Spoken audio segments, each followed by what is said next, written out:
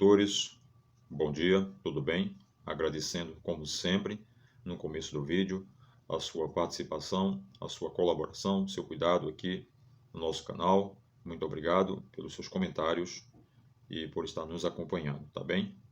O objetivo aqui do canal é partilhar conhecimento. E qual tipo de conhecimento? Conhecimento de temas jurídicos. O próprio nome do canal diz saber jurídico. Então, se você tem algum tema interessante, pode trazer aqui para a gente também uma sugestão sobre um assunto que você queira saber, e se a gente realmente tiver condições de falar sobre ele, nós falaremos. E se não tivermos condições, vamos dizer que não é o campo do nosso conhecimento, vamos indicar outros doutores que podem comentar sobre o assunto, tá bem? Bom, para ilustrar o vídeo de hoje, eu gostaria de utilizar uma situação real, tá? Uma situação que aconteceu há um bom tempo aí, em uma instituição religiosa, porque o tipo penal que vamos tratar hoje, tá? O capítulo Código Penal, o assunto do Código Penal é dos crimes contra o sentimento religioso. Então, para ilustrar isso, eu gostaria de iniciar contando uma situação real. Veja bem, aconteceu um grande evento em uma instituição religiosa, e durante esse evento, o pastor da instituição mandou confeccionar uma Bíblia, uma instituição evangélica. E uma das páginas da Bíblia era a sua foto, ou é a foto, né? Então, da Bíblia, ele mandou colocar em uma imagem cheia a sua foto.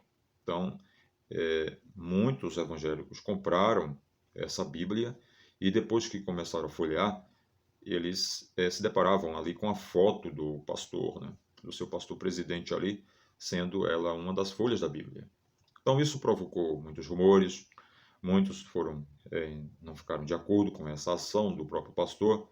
Alguns continuaram com a Bíblia, mas pegaram um estilete e retiraram a foto do pastor ali da Bíblia, e muitos fizeram isso. E aí eu fui perguntado se realmente esse comportamento do pastor é crime, se ele cometeu algum tipo de infração penal. Vamos analisar essa situação cuidadosamente, utilizando a Constituição Federal e utilizando o Código Penal Brasileiro, tá bem? Que é o tema de hoje que vamos tratar, está no Código Penal Brasileiro. Vamos ler aqui, doutores, o artigo 5º, inciso 6º da nossa Constituição Federal, né? Vamos ler aqui, que diz o seguinte: é inviolável a liberdade de consciência e de crença, sendo assegurado o livre exercício dos cultos religiosos e garantida, na forma da lei, a proteção aos locais de culto e suas liturgias. Então, se você tiver com uma Constituição aberta, grife aí essas duas expressões: locais de culto e depois suas liturgias. Vamos lá. Locais de culto. O que seria isso? Bom, locais de culto, como o próprio nome diz, pode ser os templos que são edificados para essa finalidade, pode ser qualquer templo, né, que seja utilizado para a realização de cultos, como também pode ser outros lugares que não sejam os templos, como por exemplo aqui em Pernambuco, tem ali o Arrudão, né? Pode ter um clássico em determinado domingo entre o Santa Cruz e o Sport, tá? E no outro domingo, uma instituição evangélica qualquer realizar um congresso de jovens ali. Então, no primeiro domingo foi um local, como ele é feito, para a prática de esporte. Mas naquele domingo que se realizou ali, que fez o culto, é um local de culto. Então ele goza ali de uma proteção constitucional. Aquele momento ali da realização do culto não é um espetáculo, claro, de futebol, mas é um culto. Então goza de proteção constitucional. Uma residência que realiza um culto tem a proteção constitucional. Uma praça pública onde esteja sendo realizado um culto goza de proteção constitucional. É um local de culto, tá bem? Suas liturgias. Suas liturgias a gente pode analisar, doutores, em dois aspectos. Primeiro, os objetos utilizados, né, para a realização de culto. Então, são vários objetos utilizados para a realização de cultos, como os doutores sabem. Tem cruz, tem imagens, fotos, objetos, a Bíblia, não é? Outros elementos, todos os elementos que são utilizados para a realização do culto. Qualquer que seja o objeto que naquele momento esteja sendo utilizado para se realizar um culto, goza de proteção constitucional. Tá? Agora, se aquele objeto ele não está sendo utilizado para o culto, está em um museu, aí não faz parte de liturgia de culto, porque não está no culto. Então uma imagem que esteja em um museu, por exemplo, e uma imagem que esteja dentro de uma igreja, tem conotação diferente. Enquanto ela estiver ali naquela igreja e essa imagem é utilizada para realizar um culto religioso, tem a proteção do manto constitucional da inviolabilidade, tá? Se essa mesma imagem está em um museu, um local que não é um local de culto, que não é utilizado para culto, mas apenas para exposição, essa imagem não é um objeto de culto, tá bem? O segundo aspecto dessa expressão suas liturgia, o legislador, não é, inteligentemente, não é, o nosso legislador aqui constitucional, o poder constituinte originário, inteligentemente, ele, quando utilizou essa expressão suas liturgias, ele já deixou claro que cada instituição religiosa tem a sua liturgia, tem a sua forma de adoração, sua forma de culto. Por isso que é suas liturgias. Então, pode ser que um objeto esteja dentro de uma religião e seja objeto de culto, possa ser que aquele mesmo objeto, para uma outra religião, ele não seja um objeto de culto. Deu para entender? Sua liturgia? Eu vou repetir. Um objeto pode estar numa religião e ele ser utilizado para o culto, ter importância para o culto. Esse mesmo objeto, ele pode estar em outra religião e ele não ser objeto de culto, não ter valor de culto, não ter valor, nem nenhum valor para essas questões de culto. Você entendeu? Então, porque cada religião tem a sua forma, a sua maneira de cultuar. Então, ela pode utilizar, como eu disse, uma maneira e a outra religião, em relação àquele mesmo objeto, não o considerar como sendo um objeto de culto. Ou seja, aquela outra religião tratar o mesmo objeto, mas de outra maneira. Deu para entender? Então, por isso que são suas liturgias. Cada religião tem a sua maneira particular de oferecer ali o seu culto, tá bem? Seguindo a inteligência do poder constituinte originário, foi este o entendimento seguido pelo legislador ordinário ao realizar a tipificação aqui no Código Penal, exatamente no artigo 208. O que é que o legislador ordinário fez? Bom, se cada religião tem a sua forma de culto, e cada religião pode considerar um objeto de culto e a outra não, então o que é que eu vou criminalizar? O que é que eu vou considerar como crime? Então, o que foi que ele fez? Ora, então vamos punir o sentimento, a agressão ao sentimento religioso. Então, o que é que se pune aqui no Código Penal? Aqui nós temos no capítulo 1 aqui, dos crimes contra o sentimento religioso, você pode ver o artigo 208 do título 5 do Código Penal, dos crimes contra o sentimento religioso e contra o respeito aos mortos. Então você tem aqui o capítulo 1, dos crimes contra o sentimento religioso. Então foi isso que o legislador ordinário fez. Se cada instituição religiosa tem a sua forma de culto, então eu vou criminalizar aqui a agressão ao sentimento religioso. Então, o que o Código Penal vai punir não é a agressão ao objeto, mas a agressão ao sentimento. O Código Penal pune qualquer violação a esse sentimento religioso. Por isso que está aqui, dos crimes contra o sentimento religioso. Vamos ler o artigo 208 do Código Penal. Né? Ultraje a culto e impedimento ou perturbação de ato a ele relativo. Então vamos ler aqui o artigo 208 do Código Penal. Escarnecer de alguém publicamente, por motivo de crença ou função religiosa, impedir ou perturbar cerimônia ou prática de culto religioso. E a última parte do dispositivo, que é a parte que nos interessa para analisarmos o caso real, o caso concreto que apresentamos no começo do vídeo, é vilipendiar publicamente ato ou objeto de culto religioso. Então, ato ou objeto. Então, a Bíblia, como eu falei no começo, no exemplo dado, na situação real, é um objeto de culto, a Bíblia Sagrada. E temos aqui o verbo vilipendiar, que em uma das suas traduções é você tornar vil uma coisa, tornar uma coisa sem importância, de respeitar algo, faltar com respeito. Não é? Você vai ver aí vários significados da palavra vilipendiar, né? Publicamente, ato ou objeto de culto. Então, como eu disse, a Bíblia é um objeto universal de culto. Não é? E vilipendiar, como eu disse, tem um significado também de tornar vil, desrespeitar. Essa situação desse pastor evangélico que mandou confeccionar uma Bíblia e colocar a sua foto, ele cometeu alguma infração penal? Vamos analisar com muito cuidado. Vamos analisar aqui, pegar duas instituições como exemplo aqui do nosso vídeo, tá? Vamos citar aqui o nome de duas instituições religiosas como exemplo. Vamos pegar a Igreja Universal e vamos pegar a Assembleia de Deus. Tá? Vamos usar aqui como exemplo essas duas instituições religiosas, a Igreja Universal e a instituição Assembleia de Deus. Vocês sabem que a Igreja Universal costuma sempre utilizar objetos, né, que estão lá no Antigo Testamento, tipo a Arca de Noé, a vara de Moisés, a pedra que matou o gigante Golias, né, as taubas de Moisés. Eles utilizam esses objetos para fazer os seus cultos. É uma tradição, é um costume ali na Igreja Universal, né? Então, eles utilizam, eles fazem ali uma arca, colocam ali uma vara, e eles dizem que aqueles objetos representam os personagens ou fatos da Bíblia no Antigo Testamento. Então, é uma forma de culto.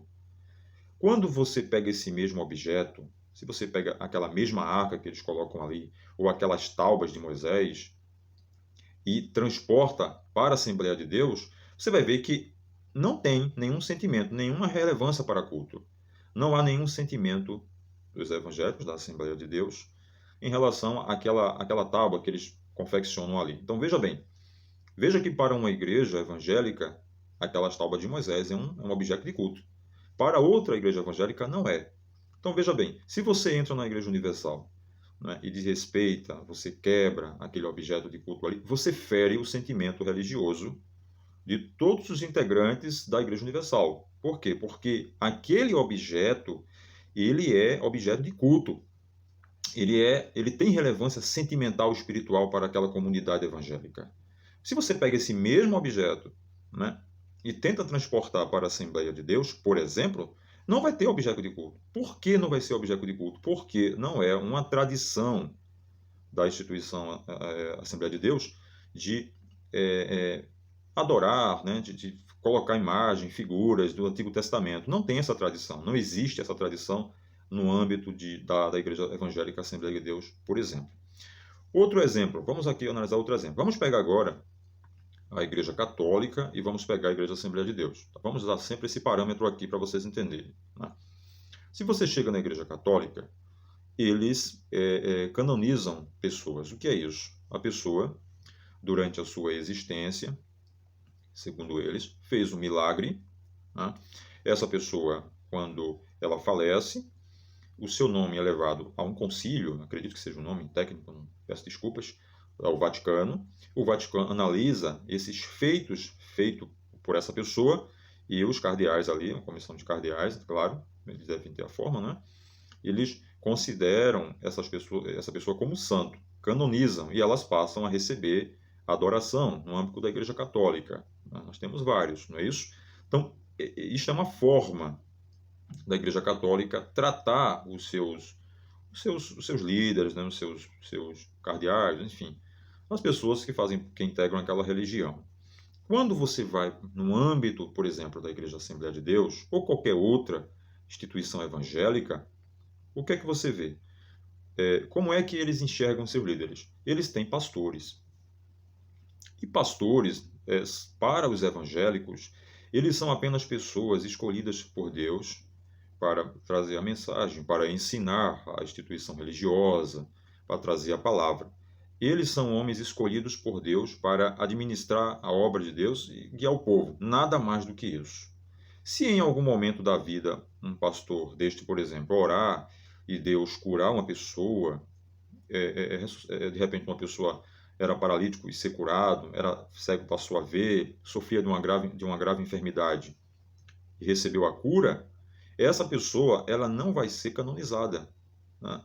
Por quê? Porque para os evangélicos foi apenas uma atuação de Deus, que Deus utilizou aquela pessoa e que Deus que deve ser adorado. Veja que a forma de tratamento, né, dessas ações são diferentes entre as religiões. Não é a mesma coisa, né? Não existe esse sentimento no âmbito da instituição evangélica, Assembleia de Deus, por exemplo, de adorar uma pessoa, de considerá-lo santo. Para os evangélicos, são aqueles que para eles santo é todo aquele que obedece à palavra, que vive próximo a Deus. Este é considerado santo para os evangélicos, né? Isso é chamado de santo. Veja que o tratamento é totalmente de forma diferente. E em relação à Bíblia? Veja que a Igreja Católica, por exemplo, né, eles adotam até figuras na Bíblia. Já teve Bíblia que tem a foto do próprio Papa. Por quê? Porque esse é um sentimento que eles têm.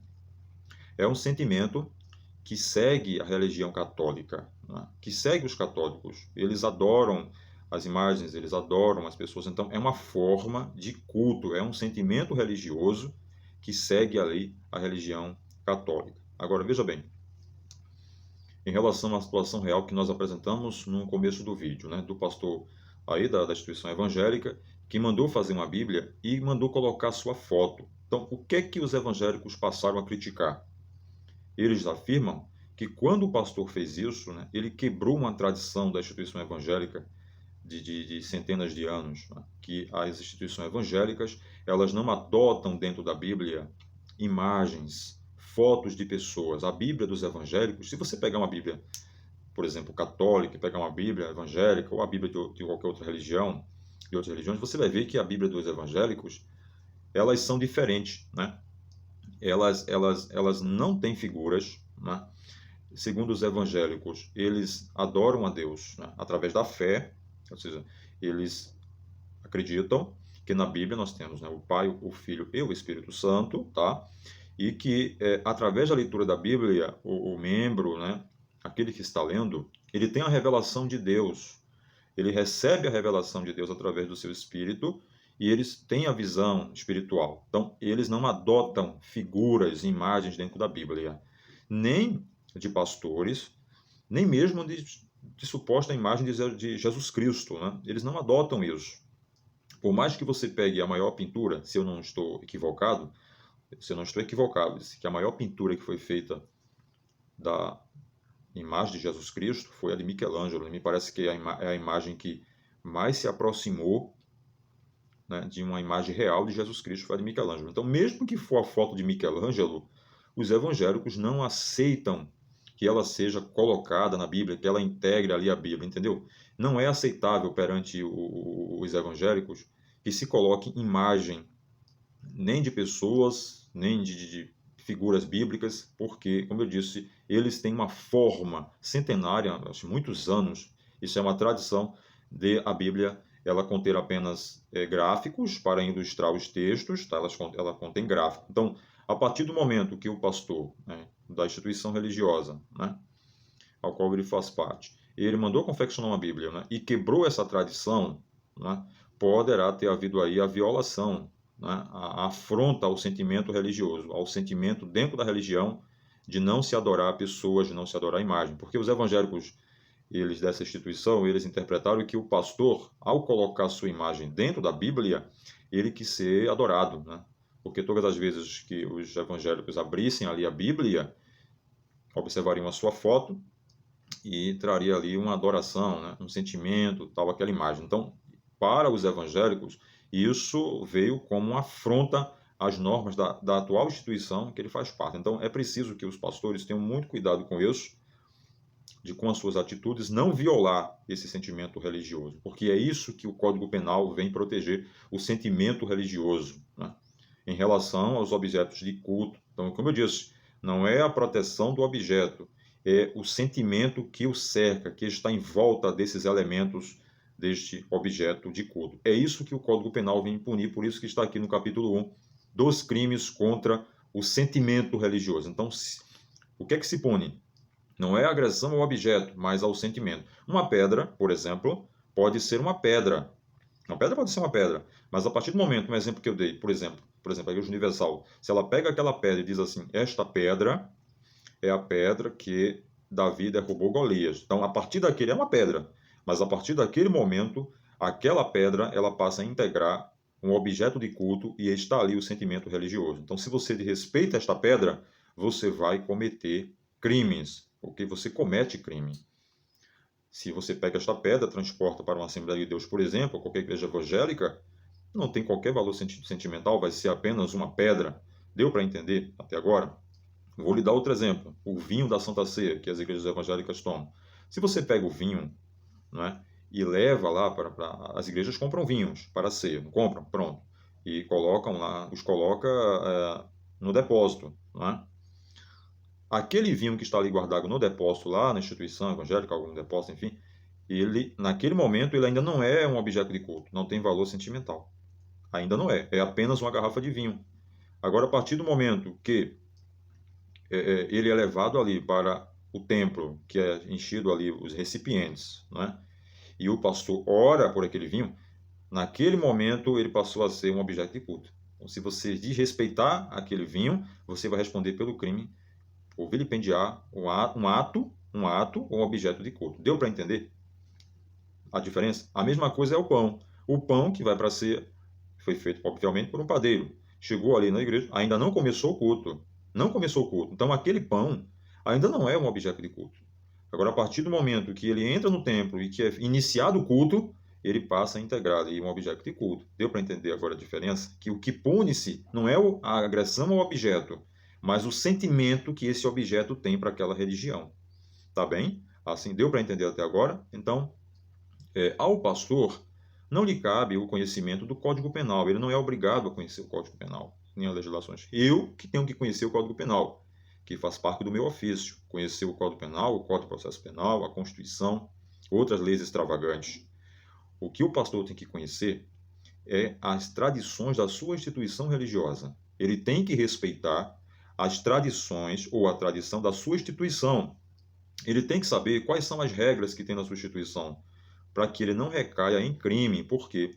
Porque as instituições religiosas e os seus objetos de cultos recebem proteção do manto constitucional, tá bem? Um grande abraço, fiquem com Deus, espero ter esclarecido esse assunto, até o nosso próximo encontro, tá bem? Só ressaltando, peço desculpas antes de concluir, que isso vai caber, se for feito levada alguma informação à autoridade policial para a competente instalação de inquérito policial, a autoridade policial que vai analisar as circunstâncias, concluído o inquérito, vai ser enviado ao promotor de justiça, ele vai analisar se realmente houve agressão ao sentimento religioso, consequentemente, se for feita a denúncia, vai para o juiz também vai analisar, o juiz não está adstrito à denúncia do Ministério Público, ele pode entender diferente, que aí ele compete julgar, tá bem? Isso vai depender de uma investigação. Pode-se abrir investigação? Pode. Se os membros da instituição religiosa se sentirem ofendidos com isso, ou se sentirem ofendidos com isso, podem procurar as autoridades públicas para que sejam feitos os procedimentos legais, tá bem? E o juiz, só o juiz é que vai dizer realmente, com o trânsito em julgado, se houve a violação ao sentimento religioso, tá bom? Porque a Constituição diz: ninguém será considerado culpado até o trânsito em julgado de uma sentença penal condenatória. Fiquem com Deus, até o próximo encontro, até o nosso próximo conteúdo.